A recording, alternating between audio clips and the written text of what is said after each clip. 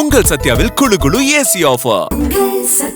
புரட்சித் தலைவர் எம்ஜிஆருக்கு பிறகு ஒரு தனி மனிதனின் வருகை தமிழக அரசியல் களத்தையே தலைகீழாக புரட்டி போட்டிருக்கிறது என்றால் அது தமிழக வெற்றிக் கழக தலைவர் விஜய்தான்.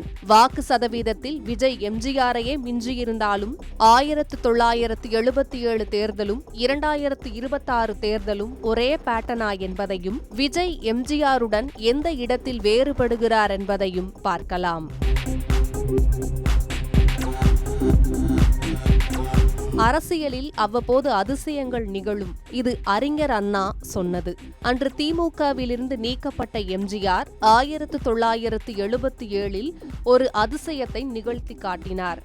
சரியாக 49 ஆண்டுகளுக்கு பிறகு 2026 அதே போன்றதொரு அதிசயம் நடந்திருக்கிறது. தமிழக அரசியலின் இரு பெரும் துருவங்களான திமுக மற்றும் அதிமுகவை பின்னுக்கு தள்ளி ஒரு புதிய சகாப்தத்தை படைத்திருக்கிறார் தமிழக வெற்றிக் கழகத்தின் தலைவர் விஜய்.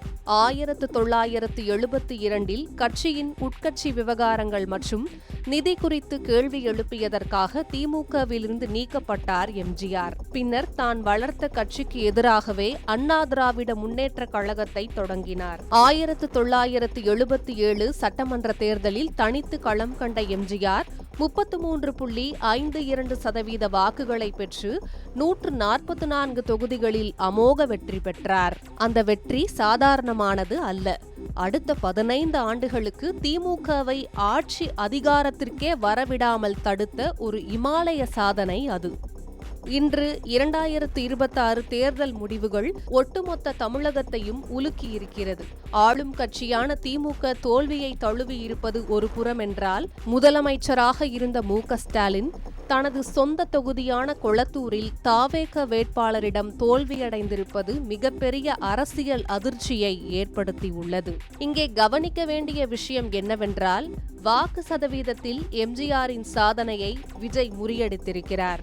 1977 எம்ஜிஆர் 33.52% வாக்குகளை பெற்றார். 2026 விஜயோ 35% வாக்குகளை பெற்றிருக்கிறார்.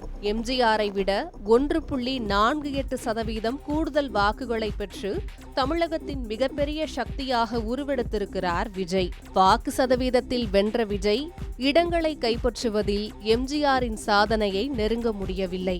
1977 எம்ஜிஆர் 144 இடங்களுடன் தனிப்பெரும்பான்மையுடன் ஆட்சி அமைத்தார். ஆனால் விஜய் தலைமையிலான தாவேக 108 இடங்களை மட்டுமே கைப்பற்றியுள்ளது.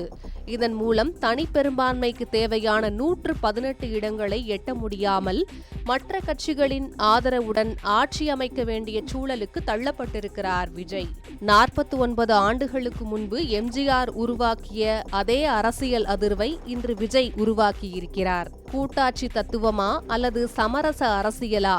விஜயின் அடுத்த கட்ட நகர்வு தமிழக அரசியலை எங்கே கொண்டு செல்லும் என்பதை நாம் பொறுத்திருந்து பார்க்கலாம்.